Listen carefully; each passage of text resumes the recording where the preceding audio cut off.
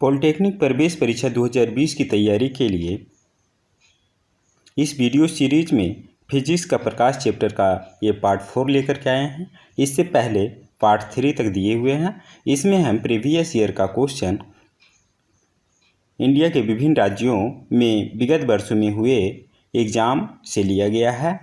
तो यह सभी स्टेट के लिए यह वीडियो महत्वपूर्ण है। तो शुरू करते हैं यह वीडियो। चैप्टर का नाम है लाइट रिफ्लेक्शन एंड रिफ्रैक्शन, प्रकाश परावर्तन तथा अपवर्तन। आज हम देखेंगे अवतल दर्पण के बारे में। इस चित्र की वजह से हम पूरा अवतल दर्पण के बारे में आसानी से समझेंगे। MN यह एक अवतल दर्पण है। P इसका ध्रुव, इंग्लिश में पोल कहते हैं, P से सूचित किया जाता है। इसकी वक्रता त्रिज्या C है। वक्रता त्रिज्या की आधी फोकस दूरी होती है जिसे कैपिटल F से सूचित किया जाता है। यहाँ पे मैंने मान लिया कि यह अनंत दूरी है, इन्फिनिट। तो वस्तु हम जब अनंत पे रखते हैं, यहाँ पे देखिए एक डांसर रखे हुए हैं। अनंत को इंग्लिश में इन्फिनिटी कहा जाता है। जब अनंत पे रखते हैं तो इसका प्रतिबिंब फोकस पे बनता है और फोकस पे बिंदु के रूप में बहुत ही छोटा बनता है। इसको बड़ा करके मैंने यहाँ दिखाया है कि इस डांसर का प्रतिबिंब फोकस पे बनेगा और बहुत ही छोटा बिंदु रूप में बनेगा। जब इसको खिसका करके वक्रता त्रिज्या और अनंत के बीच में लाते हैं, यहाँ पर एक लड़की का फोटो दिया, तो इसका प्रतिबिंब जो बनेगा वह फोकस और वक्रता केंद्र के बीच बनेगा और वस्तु से छोटा बनेगा, साथ में उल्टा बनेगा। देख रहे हैं, इसमें लड़की का सर ऊपर है तो इसमें लड़की का सर नीचे दिखाया गया है। जब हम वस्तु को वक्रता त्रिज्या पे रखते हैं, वक्रता केंद्र पे रखते हैं, तो इसका प्रतिबिंब वक्रता केंद्र पर ही बनता है, लेकिन उल्टा बनता है। बराबर साइज का बनता है, जितना साइज का वस्तु होगा उतना साइज का प्रतिबिंब होगा। ठीक इसके आगे जब फोकस की तरफ आते हैं, अगर C और F के बीच रखते हैं तो इसका प्रतिबिंब C से बाहर यानी वक्रता त्रिज्या से दूर बनता है और बड़ा प्रतिबिंब बनता है, उल्टा बनता है। जब और नज़दीक आते हैं यानी फोकस पे जब आते हैं तो उसका प्रतिबिंब अनंत पे बनता है, बहुत दूर बनता है और बहुत बड़ा बनता है, साथ ही उल्टा बनता है। ठीक उल्टा, जब अनंत पे रखते हैं तो उसका फोकस पे बनता है, फोकस पे रखते हैं तो उसका अनंत पे बनता है, बहुत बड़ा बनता है।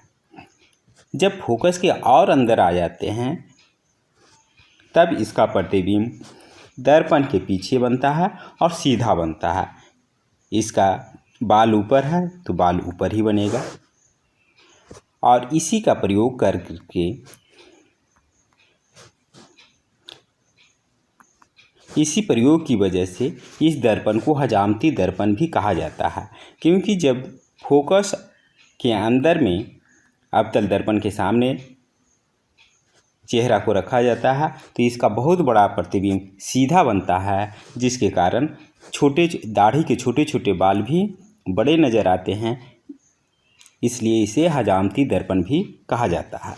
देखिए इस चित्र में जब अनंत से हम फोकस की तरफ आते हैं तो प्रतिबिंब इसका फोकस से अनंत की तरफ जा रहा है और उल्टा प्रतिबिंब बनता है और धीरे धीरे बड़ा होते जाता है इसका साइज। लेकिन जब फोकस के अंदर आते हैं तो इसका प्रतिबिंब सीधा बनता है और दर्पण के पीछे बनता है। यह याद कर लिए, आसानी से याद हो जाएगा।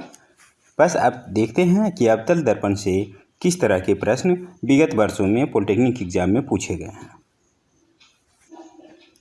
क्वेश्चन नंबर 46, दंत चिकित्सक द्वारा रोगियों के दांतों की बड़ी छवियों को देखने के लिए उपयोग किए जाने वाले दर्पण का प्रकार है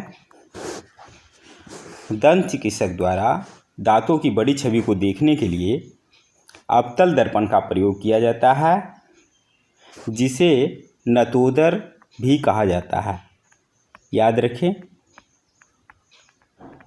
अवतल दर्पण को नतोदर दर्पण भी कहते हैं। ऑप्शन ए इसका सही आंसर होगा। उन्नतोदर मतलब उत्तल। इसका सही आंसर होगा ऑप्शन ए। क्वेश्चन नंबर 47, अनंत दूरी पर रखी हुई एक वस्तु अवतल दर्पण के समक्ष x दूरी पर रखे पटल पर एक स्पष्ट और दीप्त प्रतिबिंब बनाती है तो x बराबर है। कह रहा है अनंत दूरी पर है, अवतल दर्पण है और उसका प्रतिबिंब x पे बन रहा है, तो x क्या होगा? फोकस होगा।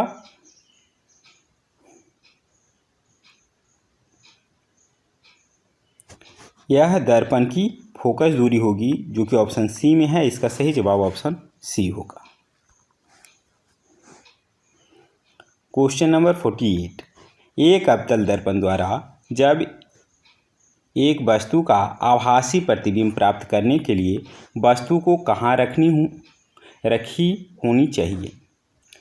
आभासी प्रतिबिंब जब फोकस के अंदर रहता है तभी बनता है, तो इसे फोकस और ध्रुव के बीच रखनी चाहिए, जो कि ऑप्शन डी में है। इसका सही जवाब ऑप्शन डी होगा। क्वेश्चन नंबर 49, प्रकाश की शक्तिशाली समांतर किरणपुंज प्राप्त करने के लिए वाहनों के हेडलाइट में खाली जगह होता है। इसमें अवतल दर्पण का प्रयोग किया जाता है, जो कि ऑप्शन बी में है। इसका सही जवाब ऑप्शन बी होगा। होता क्या है? अवतल दर्पण है। अगर इसमें फोकस पे आप एक बल्ब लगा दें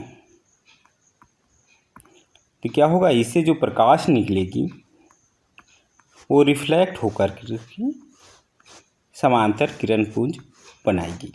यही कह रहा, समांतर किरणपुंज प्राप्त करने के लिए किस दर्पण का प्रयोग किया जाता है? तो अवतल का प्रयोग किया जाता है। ऑप्शन बी इसका सही आंसर होगा।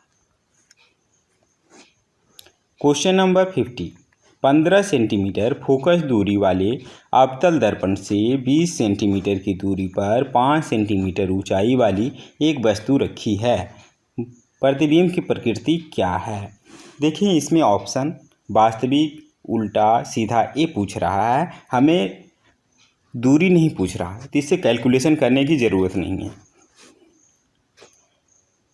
फोकस दूरी इसका 15 कह रहा और अवतल दर्पण से 20 सेंटीमीटर पर रखी गई है, अर्थात वस्तु जो रखी गई है वह फोकस और सी के बीच है।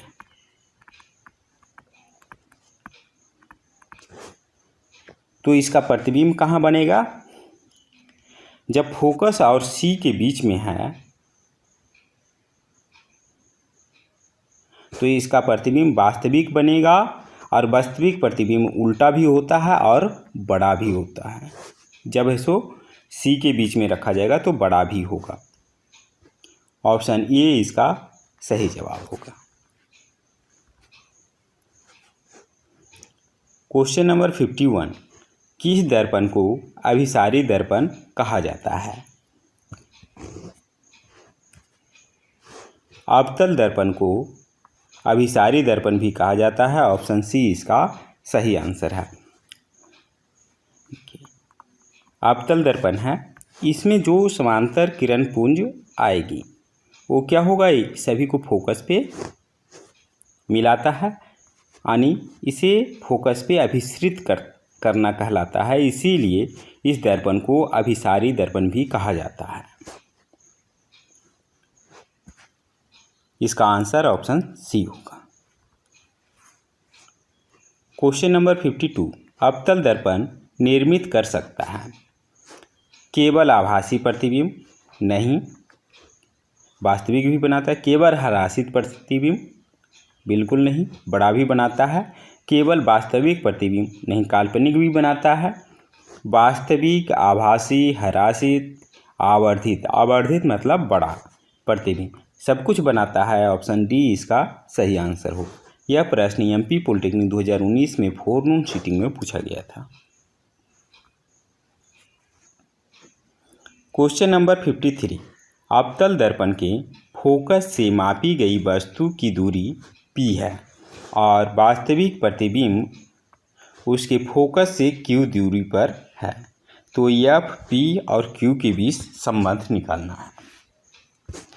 देखिए, वस्तु की दूरी p है, वस्तु की दूरी u बराबर हम जो कुछ भी लेते हैं माइनस में लेते हैं। कह रहा है कि फोकस से मापी गई है, तो दर्पण से कितनी दूरी होगी, फोकस प्लस पी जोड़ करके जितना भी आएगा उसको माइनस में लिखेंगे।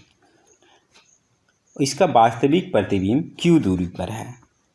दर्पण अवतल है, इसलिए इसका वास्तविक प्रतिबिंब किधर बनता है, दर्पण के आगे साइड अर्थात वस्तु की तरफ। तो उधर का साइन हम क्या लेंगे, माइनस में लेंगे, और एफ से मापी गई है तो एफ प्लस क्यू कहेंगे। तो अब दर्पण सूत्र से हम जानते हैं कि 1/f, फोकस अवतल दर्पण का माइनस में हम लेते हैं, यह बराबर होगा 1/u की जगह पे -f प्लस p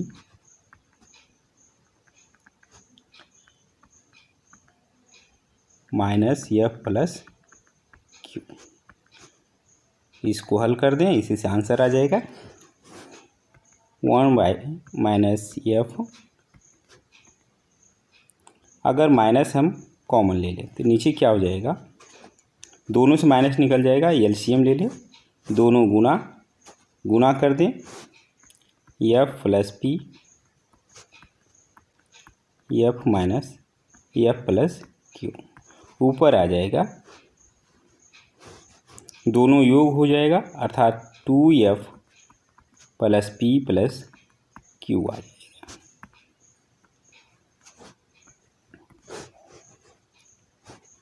आगे f माइनस में ये दोनों माइनस कैंसिल आउट। अब तिर्यक गुना कर दें तो ये दोनों गुना होने से हम लिख सकते हैं, f को जब इन दोनों से गुना करेंगे तो ये आ जाएगा 2f² plus f p plus q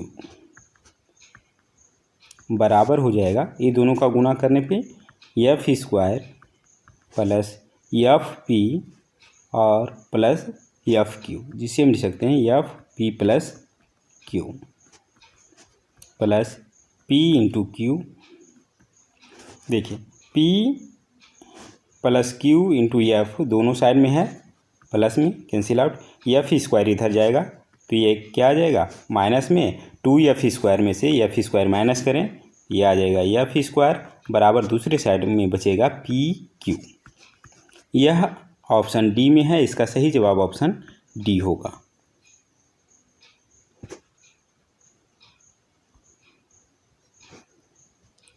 question number 54, पार्श्व परिवर्तन की घटना निम्न द्वारा दर्शाया गया है।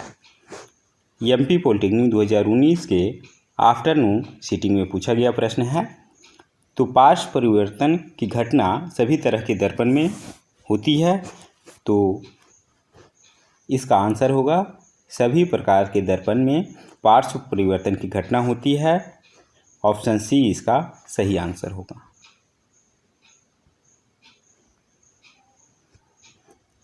क्वेश्चन नंबर 55, उस दर्पण का नाम बताएं जो वास्तविक या आभासी और आवर्धित प्रतिबिंब का निर्माण कर सकता है। यह प्रश्न एमपी पॉलिटेक्निक 2019 के आफ्टरनून सीटिंग में पूछा गया था। दर्पण जो वास्तविक, आभासी और आवर्धित भी प्रतिबिंब बनाता हो, सभी तरह के प्रतिबिंब बनाता हो, उसे हम अवतल दर्पण कहेंगे। यह प्रश्न एमपी पॉलिटेक्निक का है, तो इसका आंसर ऑप्शन डी होगा।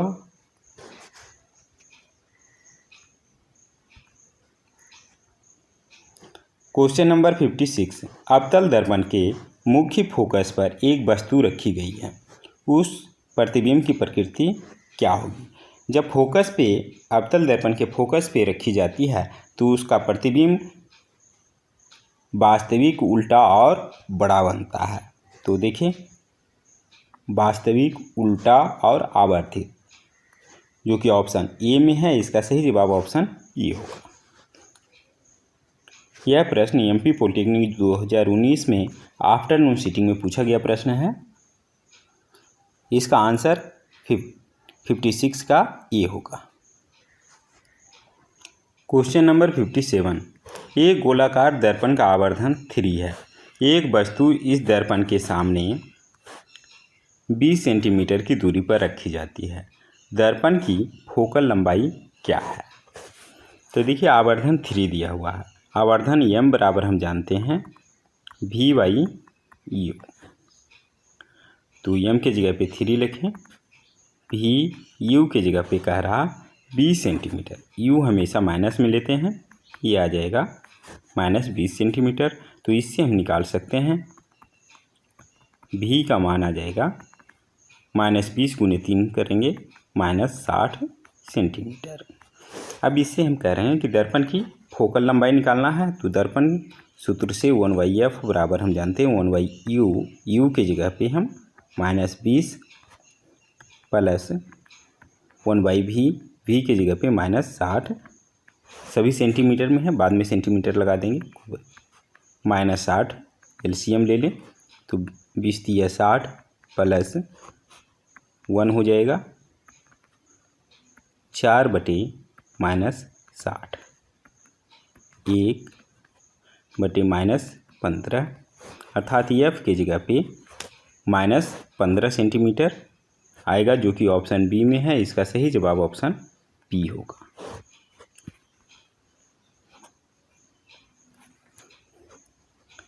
Question number 58। अवतल दर्पण निम्न में प्रयुक्त होते हैं। यह प्रश्न एमपी पॉलिटेक्निक 2019 में आफ्टरनून सीटिंग में पूछा गया प्रश्न है। इसका प्रयोग सौर भट्टियों में किया जाता है। ऑप्शन ए इसका सही आंसर होगा।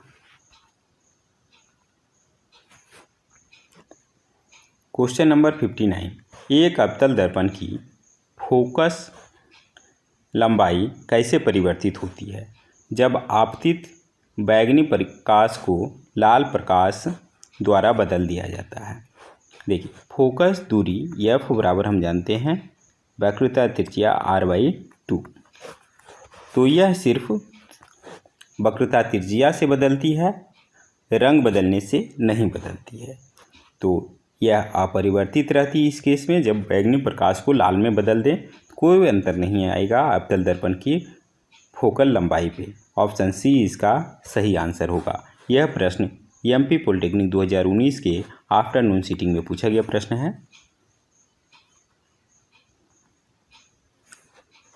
Question number 60। कौन सा दर्पण अभिवर्धित आभासी प्रतिबिंब का निर्माण कर सकता है?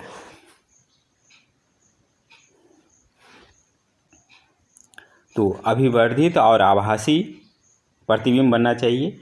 तो हम जानते हैं कि समतल बराबर बनाता है, उत्तल वस्तु से छोटा बनाता है। तो बच गया कौन सा? एक अवतल दर्पण। यही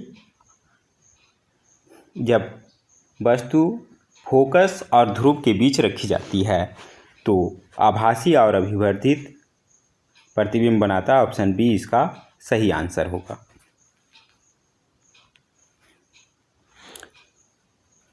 इस वीडियो में बस इतना ही। मिलते हैं जल्द ही अगले पार्ट में। तब तक के लिए धन्यवाद।